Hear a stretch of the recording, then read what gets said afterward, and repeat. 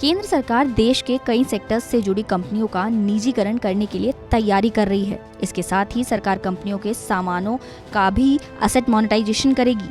इसी कड़ी में देश के बड़े बड़े हवाई अड्डे भी शामिल हैं, जिसके तहत केंद्र सरकार अब दिल्ली, मुंबई, बेंगलुरु और हैदराबाद हवाई अड्डों की बची हुई हिस्सेदारी को भी बेचने की योजना बना रही है। एक न्यूज एजेंसी के मुताबिक सरकार का लक्ष्य एसेट मोनेटाइजेशन के जरिए अगले 3 सालों में 2.5 लाख करोड़ रुपए जुटाने का है। इन चारों एयरपोर्ट्स में सरकार एयरपोर्ट अथॉरिटी ऑफ इंडिया की बची हुई हिस्सेदारी बेचेगी।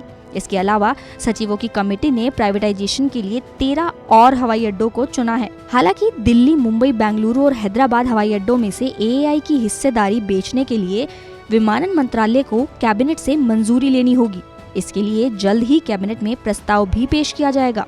अभी इन चारों हवाई अड्डों का संचालन निजी क्षेत्र के साथ जॉइंट वेंचर में किया जा रहा है। वहीं जिन 13 हवाई अड्डों को प्राइवेटाइजेशन के लिए चुना गया है, उनमें से मुनाफे और बिना मुनाफे वाले हवाई अड्डों को जोड़ा जाएगा। इसका मकसद प्राइवेटाइजेशन के दौरान बेहतर पैकेज आकर्षित करना है। हवाई अड्डों के निजीकरण के पहले दौर में अडानी समूह ने पिछले साल 6 हवाई अड्डों लखनऊ, अहमदाबाद, जयपुर, मंगलुरु, तिरुवनंतपुरम और गुवाहाटी के परिचालन के लिए लाइसेंस हासिल किया था। बता दें कि नागरिक उड्डयन मंत्रालय के तहत एएआई पूरे देश में 100 से ज्यादा हवाई अड्डों का संचालन करती है, जिसमें से मुंबई इंटरनेशनल एयरपोर्ट में एएआई की 26% हिस्सेदारी है। इसकी बाकी 74% हिस्सेदारी अडानी ग्रुप के पास है। वहीं दिल्ली इंटरनेशनल एयरपोर्ट में जीएमआर ग्रुप की 54%, एएआई की 26%, फ्रापोर्ट एजी की 10% और 10% हिस्सेदारी इरामन मलेशिया के पास है। इसके अलावा बेंगलुरु एयरपोर्ट में कर्नाटक सरकार के साथ मिलकर एएआई की 26% हिस्सेदारी है। वहीं हैदराबाद इंटरनेशनल एयरपोर्ट में एएआई की हिस्सेदारी 26% है, जिसमें आंध्र प्रदेश सरकार की हिस्सेदारी भी शामिल है।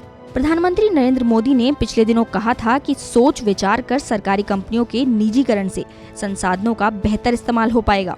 निजीकरण के बाद बेकार पड़ी संपत्ति का सही इस्तेमाल होगा। सरकार ने 100 से ज्यादा ऐसी संपत्तियों की पहचान भी कर ली है, जिन्हें आने वाले समय में बेचा जाएगा।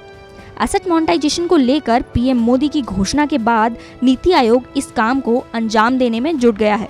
एक रिपोर्ट के मुताबिक सरकार एसेट मोनेटाइजेशन के 2.5 लाख करोड़ के लक्ष्य का आधा यानी 1.3 लाख करोड़ रुपए रेलवे और टेलीकॉम सेक्टर में एसेट मोनेटाइजेशन से इकट्ठा करना चाहती है। वित्त वर्ष 2021-22 के लिए सरकार ने विनिवेश और निजीकरण का लक्ष्य 1.75 लाख करोड़ रुपए रखा है। वहीं नीति आयोग ने रेलवे के एसेट मोनेटाइजेशन की मदद से 90,000 करोड़ जुटाने का लक्ष्य रखा है। इसके अलावा बीएसएनएल और एमटीएनएल के टेलीफोन टावर और ऑप्टिकल फाइबर इंफ्रास्ट्रक्चर को बेचकर 40,000 करोड़ रुपए जुटाने का लक्ष्य रखा गया है।